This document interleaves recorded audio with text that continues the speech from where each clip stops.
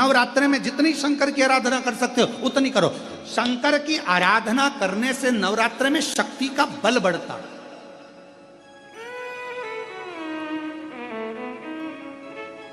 शक्ति का बल। क्यों गुरुजी नवरात्र में शंकर जी की आराधना क्यों करना चाहिए? हमने कहा अगर माता रानी से जो मांगना है तुम्हें, अगर तुमने नवरात्रे में शिव जी की आराधना करिए, शंकर की कथा सुनिए, शंकर की आराधना करिए, शिव स्तुति करिए, शंकर को एक लोटा जल चढ़ाया, मां आद्य शक्ति तुम्हारे पर कृपा करेगी। क्यों? क्योंकि जिस स्थान पर शिवलिंग रखा होता है और जो हस्त कमल है वो मां पार्वती जगत जननी दुर्गा भवानी है। जब हम जल चढ़ाते हैं मां आद्य शक्ति अम्बा जगदम्बा 64 योगिनियों पर वो जल चढ़ जाता है और जगत जननी नवरात्र में प्रसन्न हो जाती है। वो जल की इतनी महत्वता है। आद्य शक्ति को प्रसन्न करना है, नवरात्र में शिव जी को जल चढ़ा।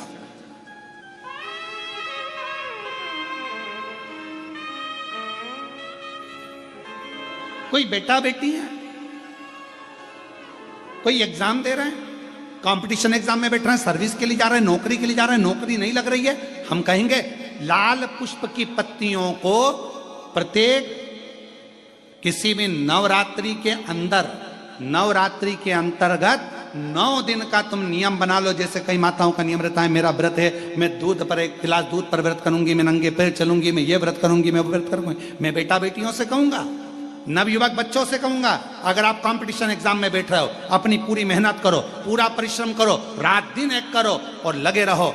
और 9 दिन तक नवरात्रि में 9 लाल फूल की 9 पंखड़ियां या 9 कोई भी चावल लाल कलर में कर कुंकू में कर अगर माँ जगत जननी के मंदिर में नहीं जा सकते, माँ भीड़ रहे तो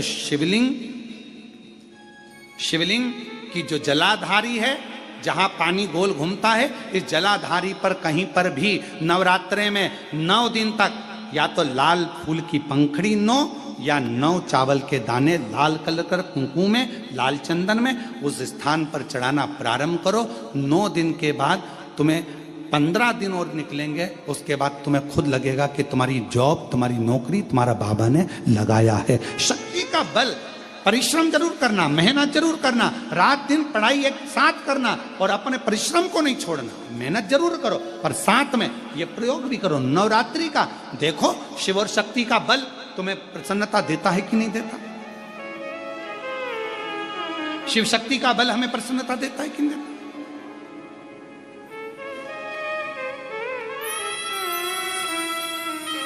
अब कई लोग ऐसे होते हैं, हम नवरात्रि आई है, माता रानी को भज रहे हैं, जगत जननी दुर्गा भवानी को भज रहे हैं, पर शिव जी के मंदिर तक नहीं जा रहे, समय नहीं मिल रहा मंदिर जाने का, क्योंकि माता जी के मंदिर जाते हैं, माता जी को प्रणाम। अरे उस शंकर को पहले भजो, सवेरे उठते से ही पहला 1 लोटा जल शिव को, क्योंकि उसी के माँ जगत जननी हस्तकमल पर जल जाना जरूरी है। शंकर का चढ़ा वो हमें फल प्रदान करे, सुख दे, आनंद का दे। और महादेव नमन चरणों में स्वीकार कीजिए, सबका किया है मेरा भी उद्धार कीजिए, उद्धार कीजिए। हे त्रिपुंडधारी, हे त्रिशूलधारी, हे त्रिपुंडधारी, हे त्रिशूलधारी। आप भजो। परमात्मा से दूर होने का कारण ही हमारी कहीं ना कहीं मन को भटकाने का क्रम ये कान कर जाते हैं। जैसे कई माताएं नियम बना लेती हैं, कई भाई नियम बना लेते हैं कि मैं शंकर भगवान को भजूंगा, मैं शिव जी को 1 लोटा जल चढ़ाऊंगा, मैं शंकर भगवान का स्मरण करूंगा, मैं शिव के मंदिर जाऊंगा, शिव को भजूंगा, बेलपत्र का श्रृंगार करूंगा, शिव जी को चंदन अगर तगर से श्रृंगारित करूंगा। ये मन में उसने एक भाव बना, मन से वो दड़ी बन गया। पर मालूम पड़ा फिर किसी ने पूजन करते करते, भजन करते करते 1.5 महीना, 2 महीना, 3 महीना निकला और किसी ने तुम्हारे कानों में आकर कह दिया शिव जी को जल चढ़ाने से क्या होता है।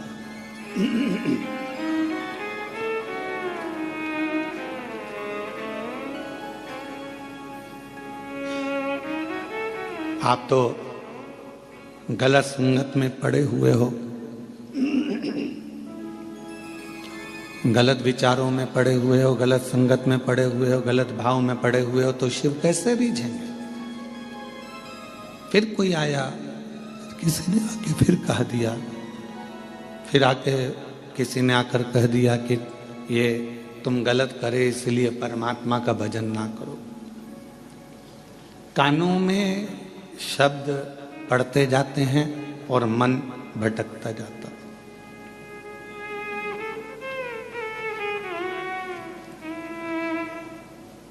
मन भटकता कब है? जब हम गलत लोगों की बातों में आ जाते हैं।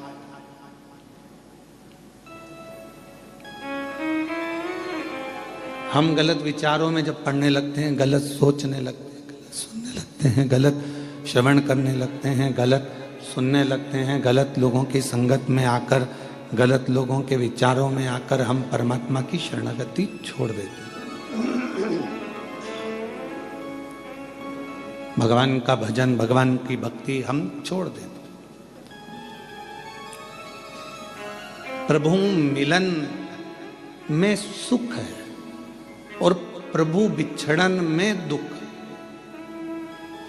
जितना हम परमात्मा के करीब में जाते जाते हैं उतना उतना हमारे जीवन में लोग कहते हैं हम भगवान का इतना भजन करते हैं, हम इतना स्मरण करते हैं, हम इतनी पूजन करते हैं, हम इतनी आराधना करते हैं, हम इतना मंत्र जाप करते हैं, नाम जाप करते हैं, उसके बाद भी हमारी जिंदगी में दुख क्यों आता है। सब समझदार।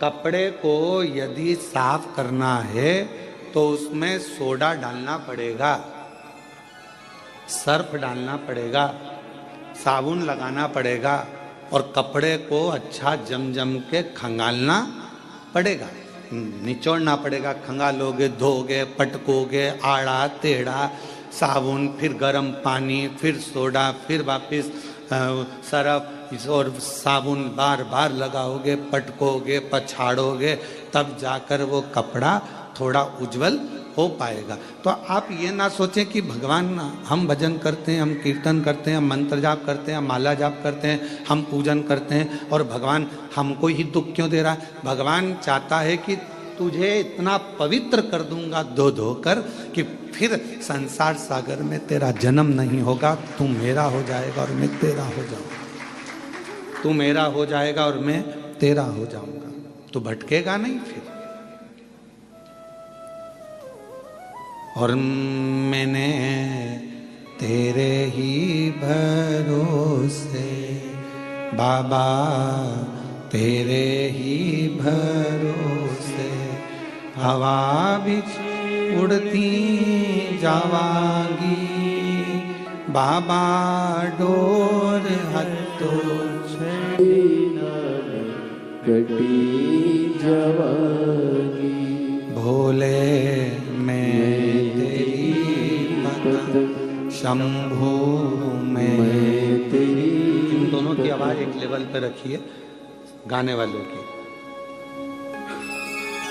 भोले मैं तेरी पतंग, शंभू मैं तेरी पतंग, हवा बिच उड़ती जावांगी, बाबा डोर हत्तो छड़ी घटी जावांगी, भोले मैं तेरी पतंग। अर्थात परमात्मा यदि थोड़ा दुख दे, परमात्मा थोड़ी तकलीफ दे, परमात्मा थोड़ा कष्ट दे, परमात्मा अगर थोड़ी सी दुख दे रहा है, तकलीफ दे रहा है, कष्ट दे रहा है, तो आप भटको मत।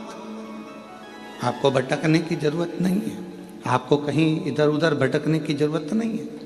परमात्मा ने अगर दुख दिया है तो वो आपको कहीं ना कहीं अपने करीब में लाना चाहता है, अपने पास लेना चाहता है।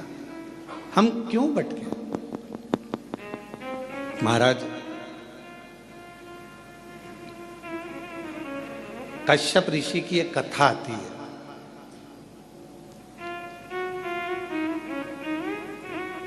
कि कश्यप बाबा, कश्यप ऋषि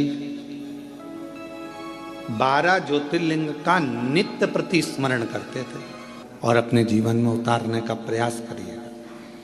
जितने भी आस्था चैनल पर सुन रहे हो, चाहे फेसबुक यूट्यूब पर सुन रहे हो, चाहे इस कथा के पंडाल में बैठकर सुन रहे हो, कश्यप बाबा 12 ज्योतिर्लिंग का स्मरण करते हैं।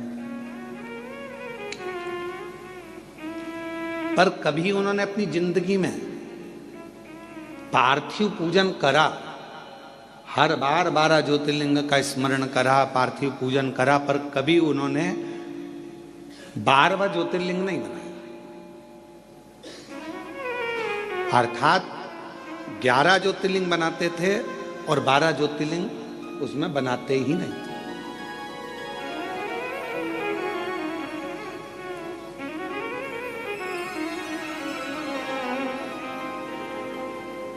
एक दिन देवऋषि नारद निकलकर जा रहे थे। अब आप लोग अगर 12 ज्योतिर्लिंग का पूजन कर रहे हो तो आप लोग कितने ज्योतिर्लिंग बनाओगे? जम के बोलो जरा। 12 बनाओगे ना? पार्थिव पूजन कर रहे हो तो 12 ज्योतिर्लिंग का निर्माण करोगे। पर कश्यप ऋषि 11 ज्योतिर्लिंग का निर्माण करते थे और 12वां ज्योतिर्लिंग नहीं बनाते थे।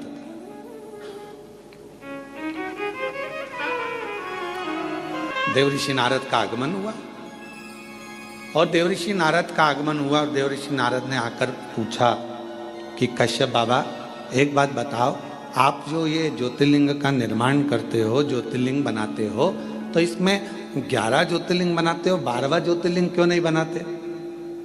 12वां ज्योतिर्लिंग निर्माण क्यों नहीं करते? नारद जी पूछ पूछ कर थक गए, तो भी आखिरी तक कश्यप ऋषि ने यह नहीं बताया कि 12वां ज्योतिर्लिंग क्यों नहीं बनाते। 11 की पूजन करते, 12वां बनाते ही।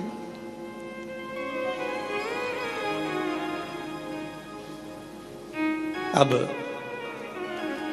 समय बीता,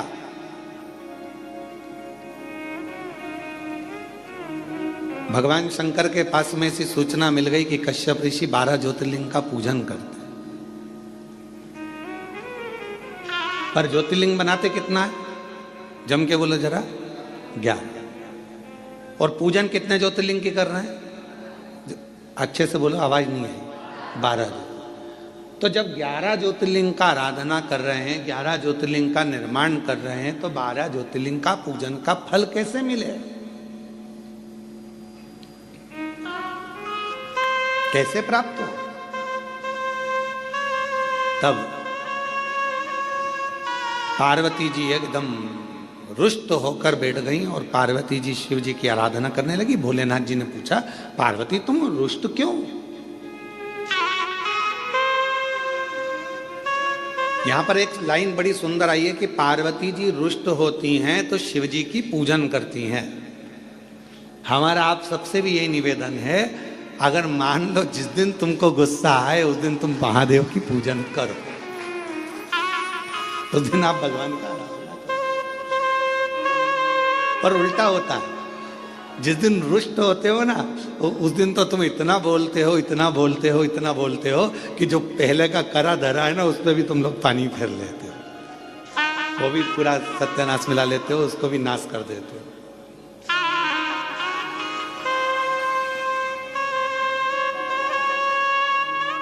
पार्वती जी अगर थोड़ी सी रुष्ट हुई हैं और मां पार्वती जी अगर रुष्ट हुई हैं तो वो शिव जी की आराधना कर रही हैं, शंकर जी की आराधना कर रही हैं।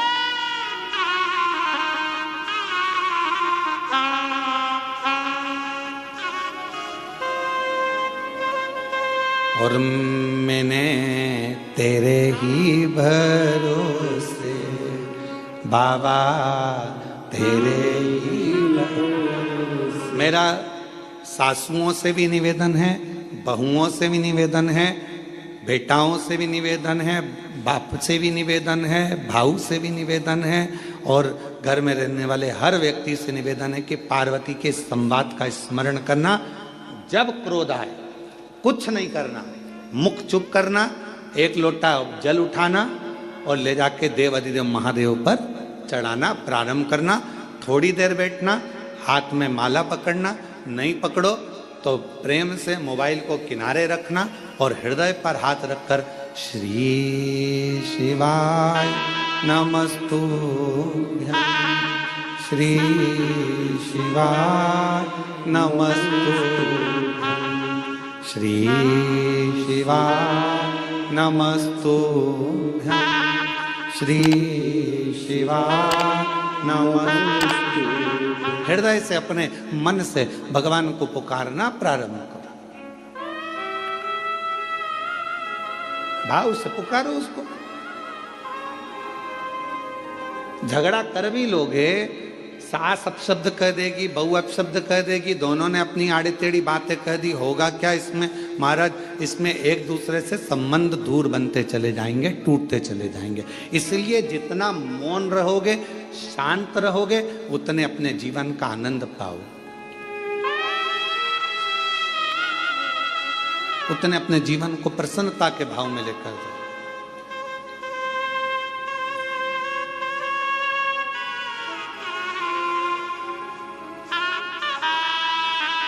रहीमन धागा प्रेम का टूटे गांठ पड़ जाए। प्रेम का धागा जब टूटता है तो उसमें गांठ लग जाती है, और गांठ लग जाती है तो फिर वो गांठ जब भी खुलेगी, अर्थात दो हिस्से में ही रहे।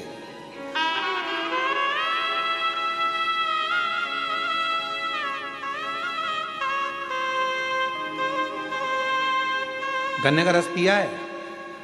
जम के तो बोलो। महाराष्ट्र में गन्ना ही बोलते हैं, ईख बोलते हैं। ऊस, अच्छा अच्छा, वो मूस नहीं बोला। मराठी में उसको ऊस कहते हैं, तो जो हमारे उधर गन्ना कहते हैं, शुगर कहते हैं, है?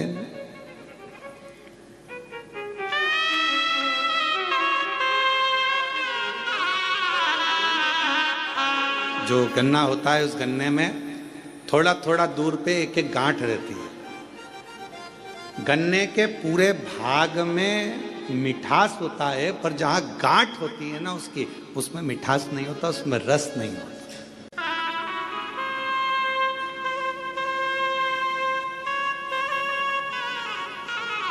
पर शिव महापुराण की कथा कहती है, गन्ने के ऊस के अंदर पूरे में रस है, पर जहां गांठ है वहां ना रस है ना उसमें मिठास है। पर एक बात याद रखो, जब कोई गन्ने के रस में बहुत डूब जाता है ना, तो उसको गांठ में भी रस आना प्रारंभ हो जाता है, और उसमें भी उसको मिठासता नजर आना। और जितने आप बैठे और हम भी बैठे हैं, हमने भी बचपन में खूब गन्ना छिल छिल कर खाया, पर जो गठान का छिलका था उसको खाते थे, जब गन्ने के रस में इतने डूब जाते थे कि उस गांठ में भी रस आना चालू हो जाता है। और तुमने भी खाया होगा, ये पक्का। ऐसा हो नहीं सकता कि तुमने गांठ छीली हो और उसको मुंह में नहीं लिया, उसमें रस मिला। तो कहा, यदि परिवार में एक दूसरे को मिलकर चलना है और उसमें अगर रस आ रहा है, तो फिर एक निवेदन है, कभी विवाद की, कभी द्वेष की अगर गांठ पड़ भी जाए, तो उसको भुलाते हुए उस रस में डूबने का फिर प्रयास करना, और उस गठान को, उस गांठ को एक साइड पटकने का प्रयास करना। एक साइड परमात्मा की भक्ति में डूबो, परमात्मा के भजन में डूबो, स्मरण में डूबो। पार्वती जी रुष्ट हो गई, भगवान शंकर की पूजन करने बैठ गए, और कहते हैं जितनी रुष्टता में भगवान का भजन हो पाता है, उतनी एकाग्रता जब रूठने के बाद, जब आप लड़ाई कर लेते हो एकदम, तुम देखना बहुत तेज सुनामी लहरें चली, बहुत तेज बारिश हुई, खूब तेज हवा चली, एकदम बवंडर मचा, और उसके बाद जो शांति होती है, इतनी शांति कि लगता है अभी थोड़ी देर पहले तो हमने देखा था कितना बवंडर था, इतना विवाद था, और अब एकदम शांति हो, एकदम शांति। इतना शांत कैसे हो सकता है?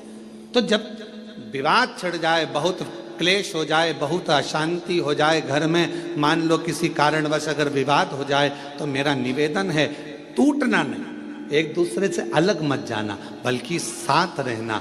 तुम उसको समझना, वो तुम्हें समझेगा, और एक दूसरे से साझा बनाकर ये गन्ने के रस जैसा उसका आनंद लेते हुए आगे बढ़ते चले जाना, उसमें क्लेश ना हो। और मत बुरे कर्म कर बंदे, वरना पछताएगा, भगवान की आंखों से तू बच नहीं पाएगा, तू बच नहीं पाएगा।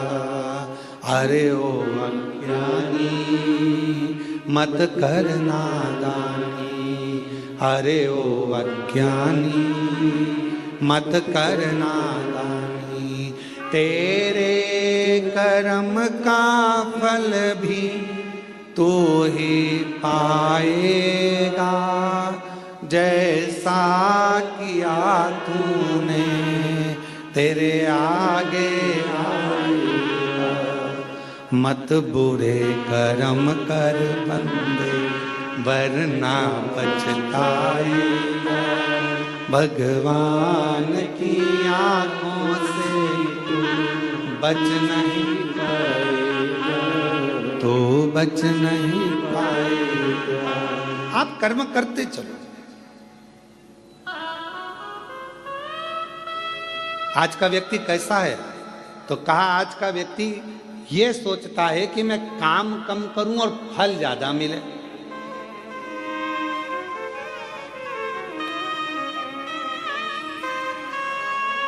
नारखेड़े जी, आपने भी बड़ी मेहनत करी होगी, पाटिल जी आपने भी बड़ी मेहनत करी होगी, और जितने यहाँ पर मेरे भाई बैठे हैं, जितने भी भाऊ बैठे हुए हैं, मैं आपसे निवेदन करूं, आपने भी अपनी जिंदगी में बहुत मेहनत करी होगी।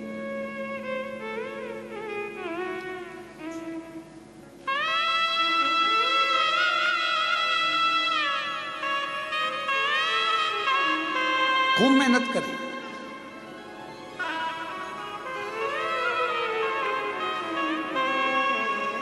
पर जो मेहनत से मिला वो टिकता है, जो तुरंत आया वो तुरंत चले जाता है।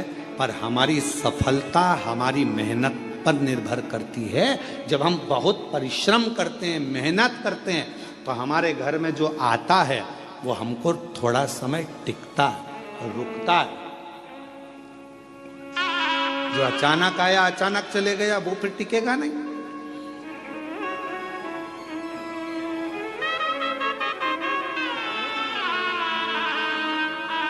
और मेहनत कर कर जो सुख मिलता है ना, वो सुख दूसरा ही है।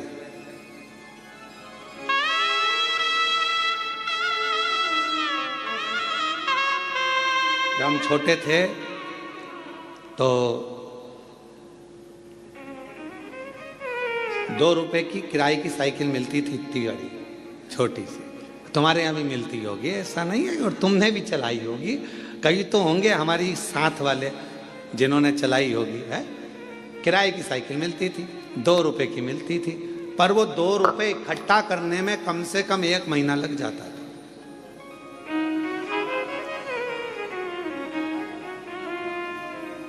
हितेश, तेरे को तो मालूम ही नहीं होगा बेटा। मालूम है क्या तेरे? अच्छा, ठीक है।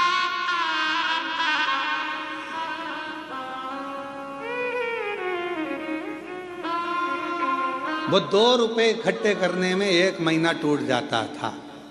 भगवान हमारी मौसी को भेज दो,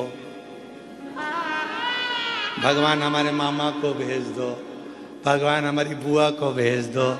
जब ये सब आती थी, 5 पैसे, 10 पैसे, 15 पैसे, 25 पैसे जब देकर जाती थी, और वो 2 रुपया जिस दिन इकट्ठा होता था, उस दिन सुबह से गायब होते थे। साइकिल लेते थे छोटी वाली, और कभी कभी किस्मत ऐसी होती थी कि वो साइकिल ऐसी मिलती थी जिसकी चेन बार बार उतर जाती थी।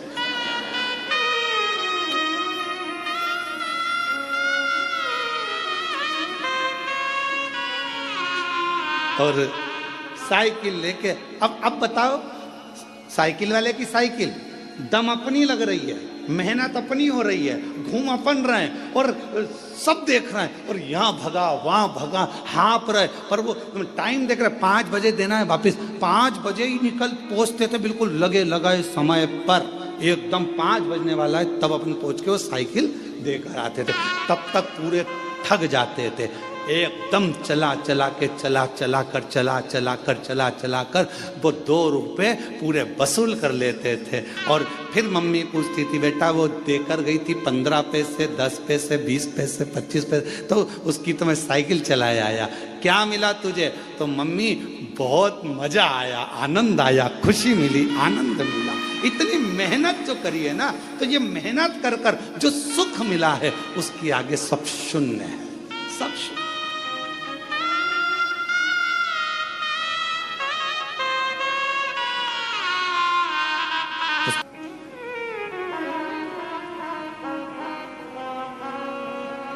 और कभी कभी जो मेहनत के बिना मेहनत के मिल जाता तब वो कहीं ना कहीं गिर जाता था। एक बार हुआ ऐसा हमारे साथ भी, तुम्हारे साथ भी हुआ होगा।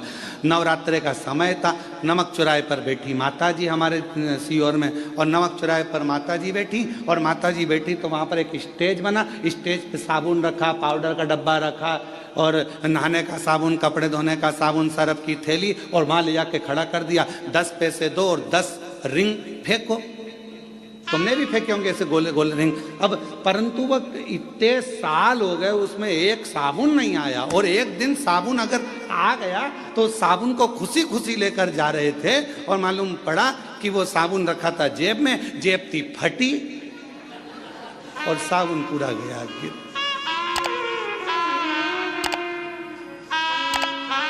तो जो मेहनत से मिला वो टिका, और जो मेहनत से नहीं मिला वह हाथ से खिसक गया। शिव महापुराण की कथा कहती है, कोई तुमसे आकर कह दे कि तुम मेरे पास आकर बैठ जाओ, तुम्हें मेहनत नहीं करना पड़ेगी, दुनिया का सारा धन अपने आप मिल जाएगा, समझ लेना कि बेवकूफ़ बना रहा है और तेरा लेकर चले जाएगा और तुझे चूना लगा देगा। इसलिए निवेदन है, अपना व्यापार, अपनी नौकरी, अपनी सर्विस, अपनी मेहनत पूरी बरकरार रखो और पूरी मेहनत करो। जिस समय आपकी मेहनत प्रबल होगी उस दिन भगवान तुम्हें छप्पर फाड़ कर देना प्रारंभ कर देगा, तुम्हें वैभव देगा, धन देगा, संपदा देगा, सब देगा, सब देगा। आप अपनी मेहनत से पीछे मत। शिव कथा कह रही है, भगवान शंकर का चरित्र कह रहा है, शिव महापुराण का चरित्र कह रहा है, भगवान शंकर की पवित्र कथा कर रही है, शिव तत्व कह रहा है। पार्वती जी बैठ गई तब साधना करने के लिए, शंकर भगवान ने नेत्र खोले और पार्वती से पूछा कि आज तू रुष्ट होकर मेरी पूजन कर रही? हाँ। क्यों? वो कश्यप ऋषि है ना, 12 ज्योतिर्लिंग का पूजन करना चाहिए, तो वो 11 ज्योतिर्लिंग बनाते हैं और पूजन करते हैं और 1 ज्योतिर्लिंग छोड़ देते हैं। शंकर भगवान ने कहा, पार्वती नहीं, कश्यप ऋषि कभी ऐसा नहीं करते, वो पूरे 12 ज्योतिर्लिंग का पूजन करते हैं, पूरे 12 ज्योतिर्लिंग।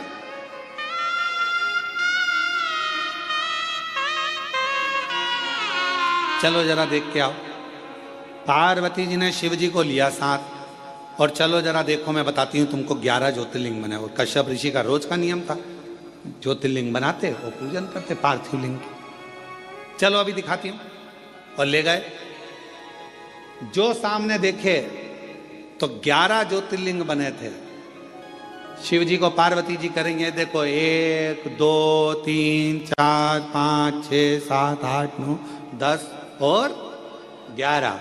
अब शंकर भगवान बोले, अभी रुक मैं गिन के बताता हूं, देख 1 2 3 4 5 6 7 8 9 10 11 12। पार्वती जी बोली, क्यों मुझे पागल बना रहे हो प्रभु? अब तुम तो शिव जी हो ना, तो तुम अपने आप को क्यों गिन रहे हो?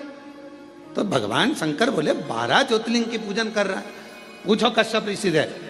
बाबा कश्यप ऋषि के सामने प्रकट हो गए। कश्यप बाबा ने देखा, आज तो भगवान प्रकट हो गए। जब जब ये उलझन होती है ना, जब जब झगड़ा होता है, जब जब कोई विवाद उत्पन्न होता है, जब जब कोई क्वेश्चन आता है, जब जब कोई प्रश्न आता है, जब जब कोई बवाल मचता है, समझ लेना उसमें कोई ना कोई मंथन होकर कुछ निर्णय निकलने वाला है।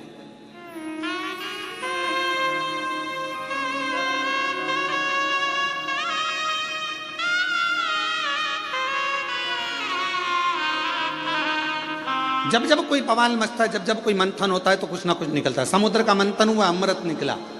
कुछ ना कुछ मंथन हुआ है तो कुछ ना कुछ निकला है। और पार्वती जी और शिव जी के संवाद में कुछ ना कुछ निकला है। भगवान कश्यप ऋषि प्रसन्न हो गए।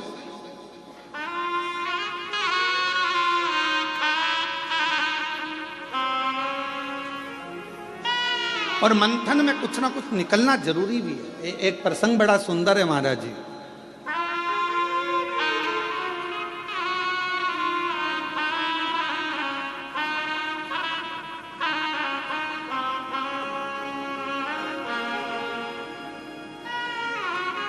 दो संतों का झगड़ा हो गया।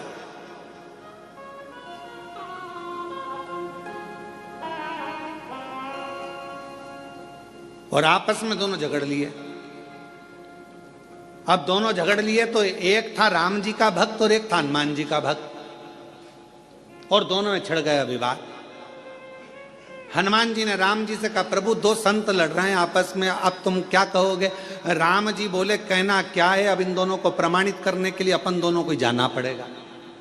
जब जब संत झगड़ते हैं, साधु झगड़ते हैं, सन्यासी झगड़ते हैं, तपस्वी झगड़ते हैं आपस में, जब कोई भगवत प्रेमी आपस में झगड़ते हैं तो उसका निर्णय करने के लिए स्वयं परमात्मा को बीच में आना पड़ता है।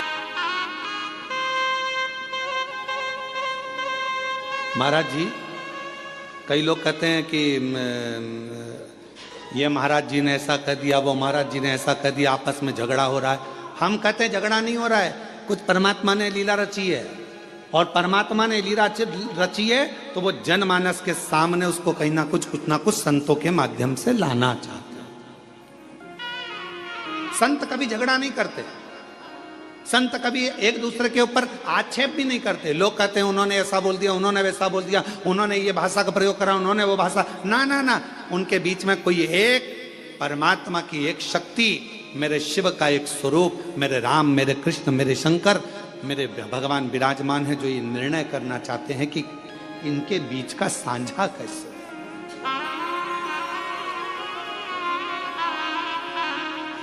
पार्वती जी बोली तुम गलत गिन रहे हो। शिव जी बोले तू गिन ले। फिर पार्वती जी ने गिनती लगाई, 1 2 3 4 5 6 7 8 9 10 11। शंकर भगवान से पार्वती जी बोली ये तो 11 है। शिव जी बोले देख मैं वापस गिनता हूं, 1 2 3 4 5 6 7 8 9 10 11 12। फिर पार्वती जी बोली तुमने फिर अपने आप को गिन लिया।